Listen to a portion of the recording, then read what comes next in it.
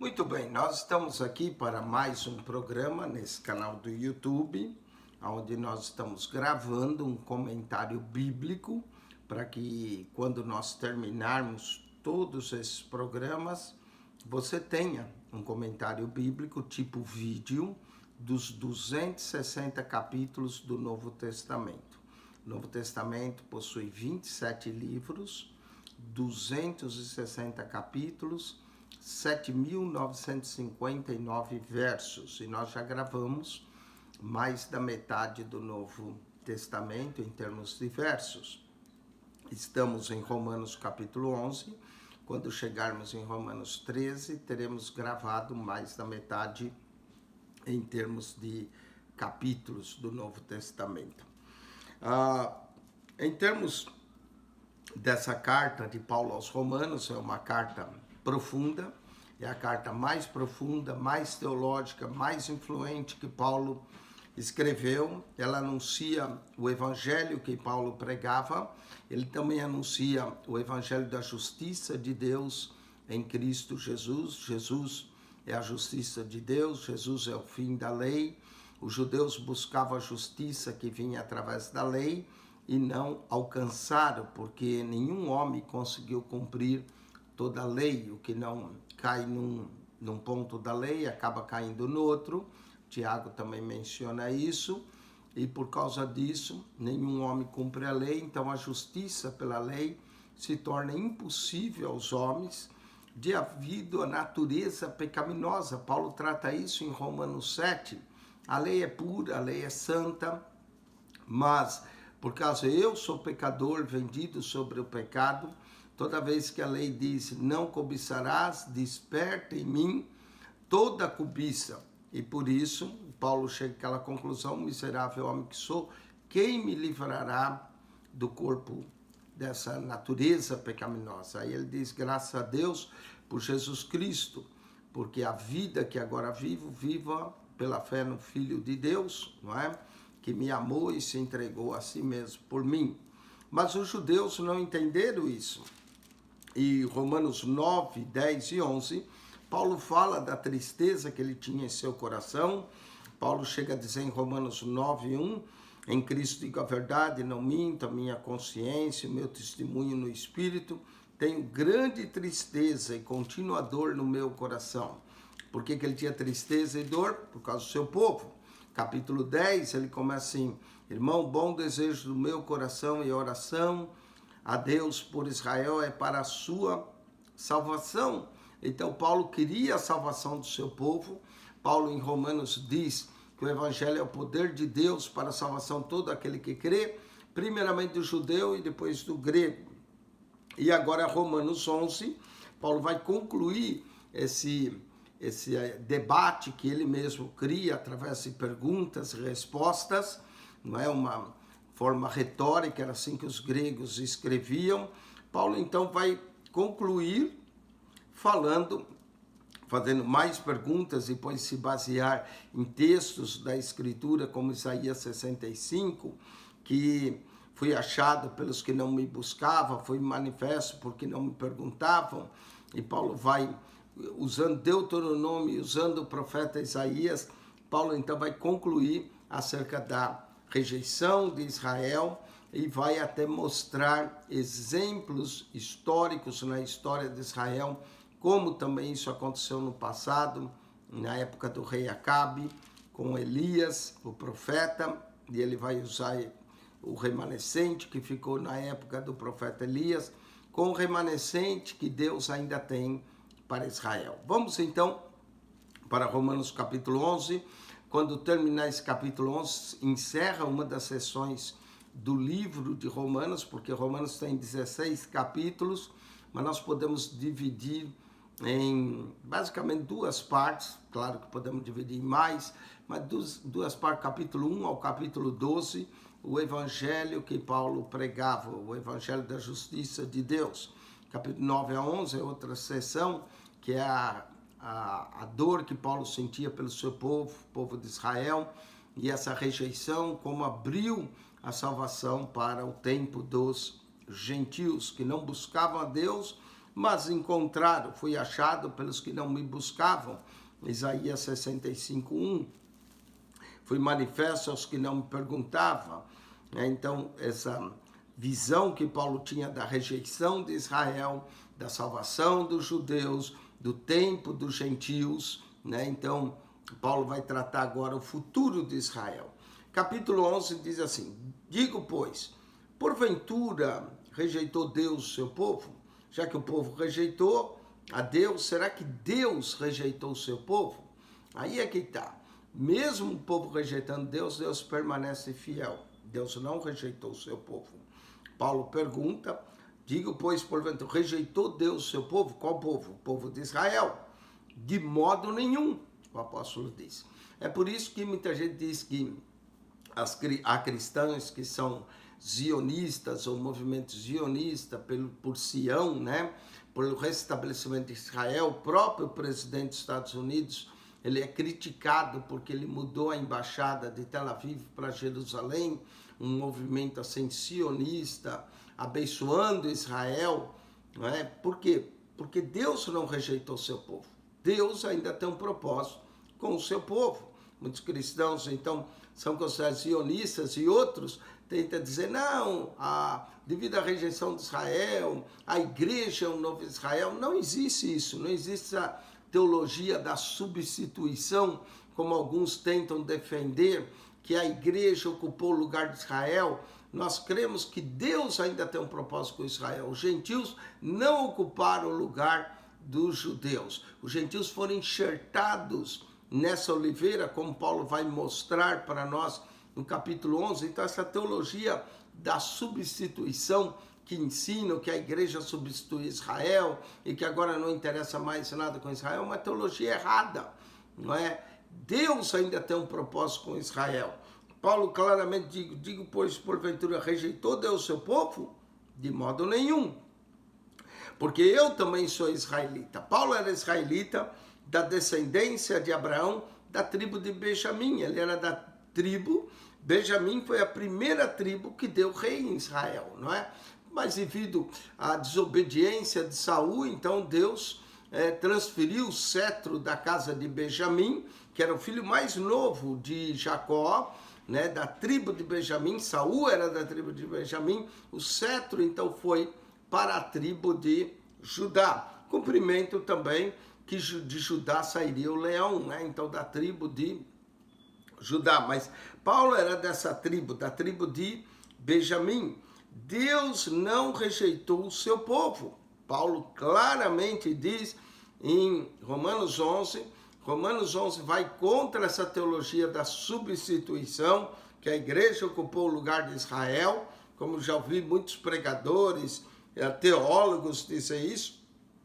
Claramente Romanos 11 é contra a teologia da substituição. Deus não rejeitou o seu povo que antes conheceu. Deus ainda tem um propósito com a nação de Israel. Israel voltou a ser nação em 14 de maio de 1948. Não foi à toa, existe um propósito. Agora, 14 de maio de 2020, estaremos celebrando 72 anos do reinício da nação de Israel. Muitos até querem predizer alguma coisa sobre 14 de maio, mas Deus não rejeitou o seu povo. Essa é a verdade.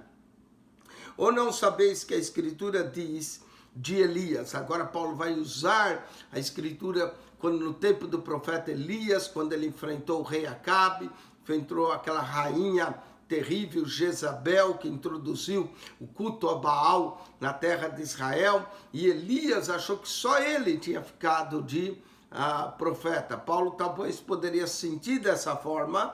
Ou não sabeis o que a Escritura diz, Elias?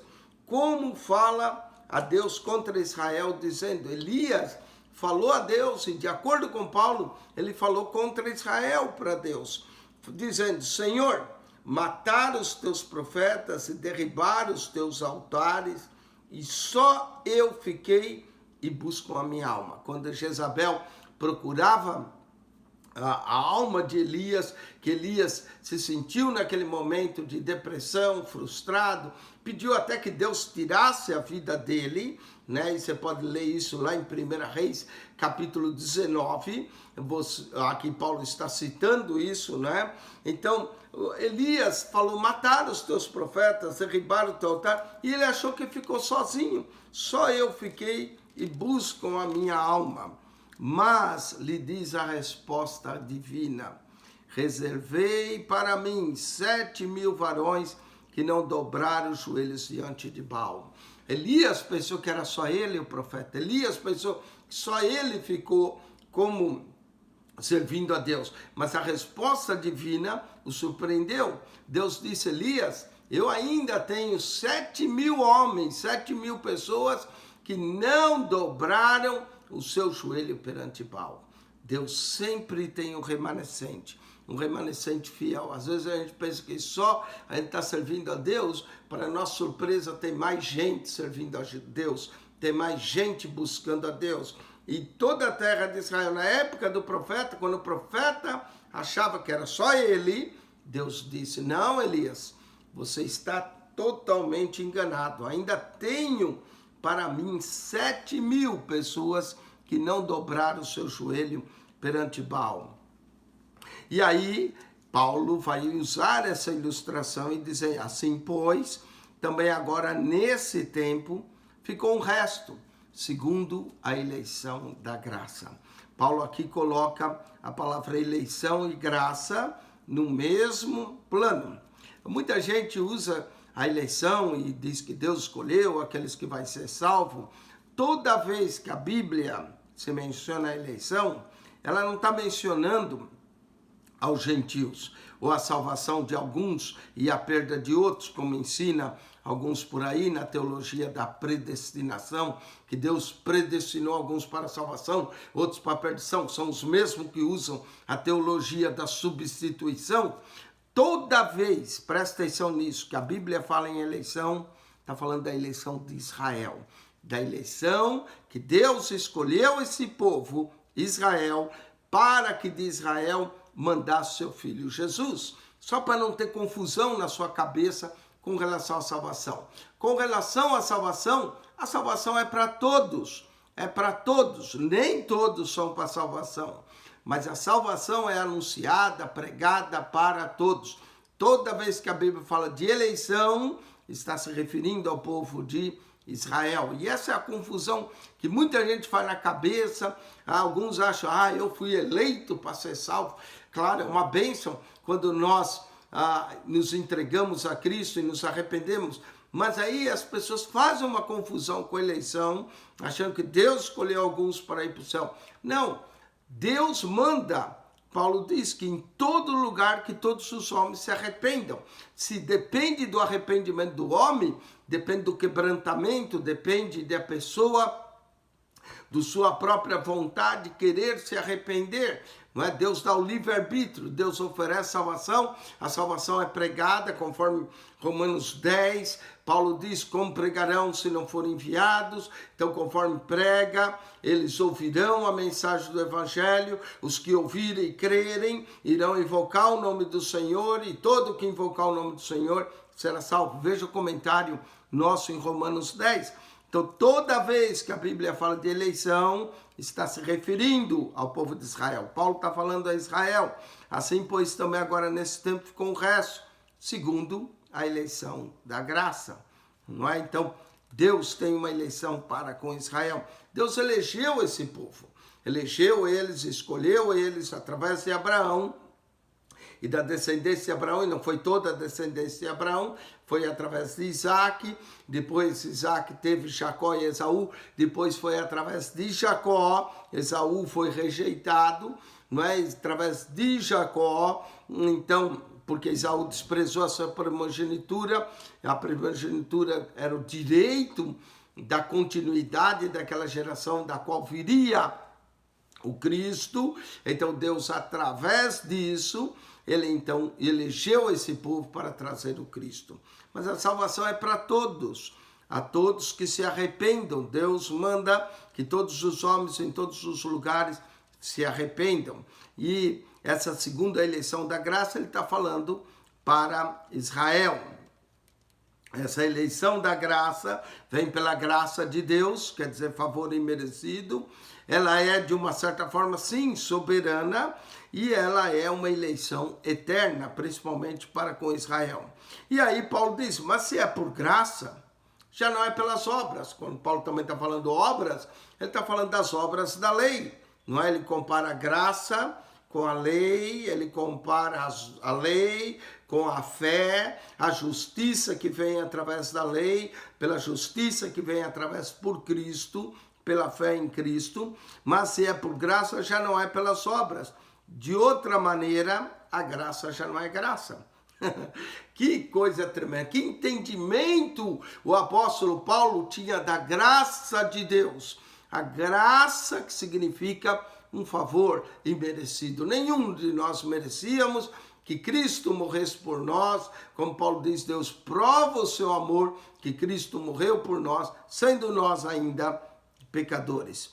Pois que o que Israel buscava, não o alcançou. O que Israel buscava? Israel buscava a graça de Deus, Israel buscava a justiça de Deus, mas buscava de forma errada, como ele menciona, no final do capítulo 9, buscava através das obras da lei, em vez de buscar através da fé em Cristo.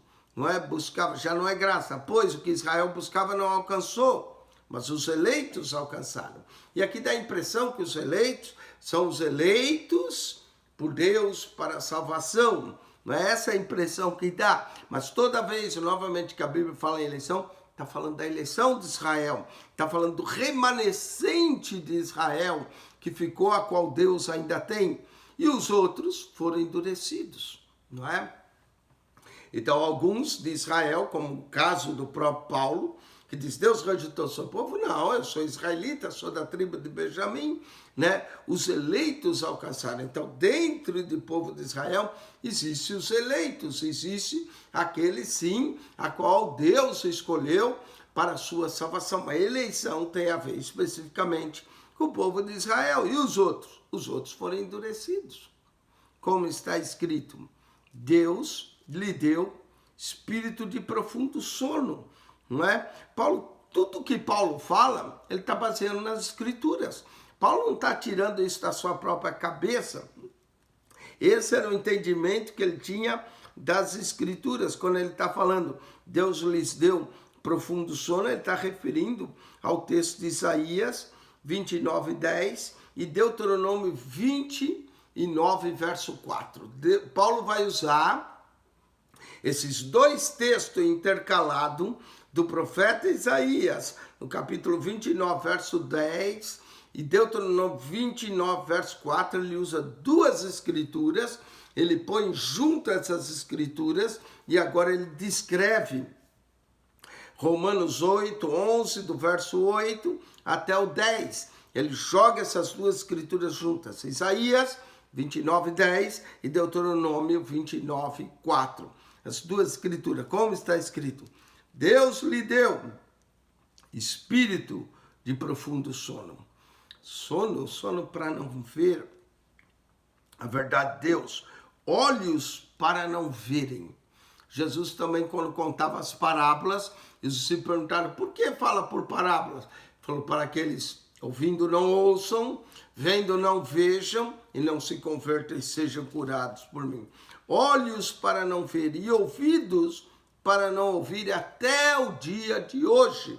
Até o dia de hoje, eles não têm entendimento das escrituras. E Davi diz, torne-se-lhes a sua mesa em laço, e uma armadilha e em tropeço, por sua retribuição. Escureçam-se os olhos para não verem, e encurvem-se continuamente as costas. Não é? Iam se encurvar a servidão, mas a cegueira espiritual pela lei, às vezes, o cegou, e alguns endureceram o seu coração e fecharam os seus olhos, cerraram os seus ouvidos para não ouvir. E devido a essa dureza, tropeçaram, não é? Tropeçaram. E Paulo vai dizer, mas do tropeço deles, digo, pois, porventura, tropeçaram para que caísse? O tropeço deles é para a queda? É para que Israel seja envergonhado? Paulo vai responder isso, de modo nenhum.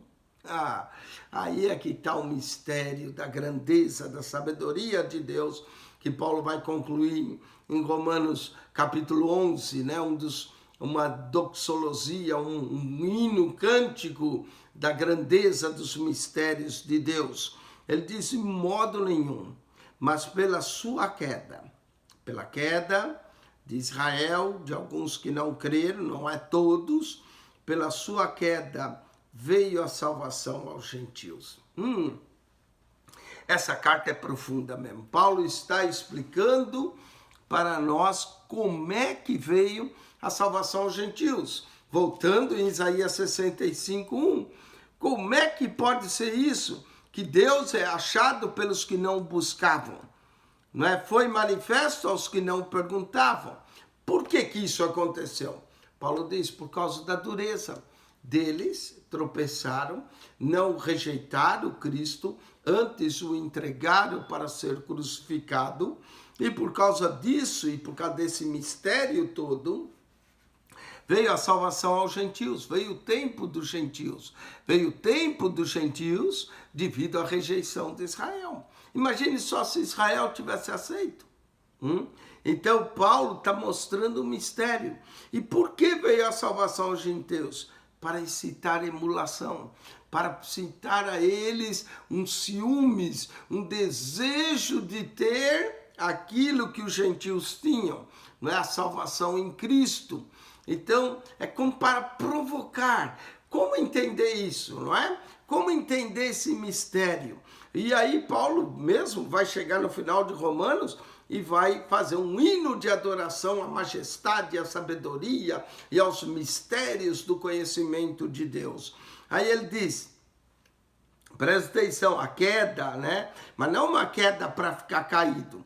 E se a sua queda, ele está falando da queda de Israel, é a riqueza do mundo, claro, salvação para os gentios é a riqueza do mundo. Então olha que coisa maravilhosa, se pelo endurecimento de Israel veio a salvação aos gentios, e essa salvação é a riqueza do mundo, e a sua diminuição, a diminuição de Israel, note que Deus não rejeitou Israel, mas a sua diminuição é a riqueza dos gentios, quanto mais a sua plenitude. Olha, se pelo endurecimento de Israel veio uma riqueza do mundo como a salvação, e ela veio aos gentios, e ela é a riqueza dos gentios, quanto mais será a sua plenitude. Imagine então o que vai acontecer quando Israel aceitar.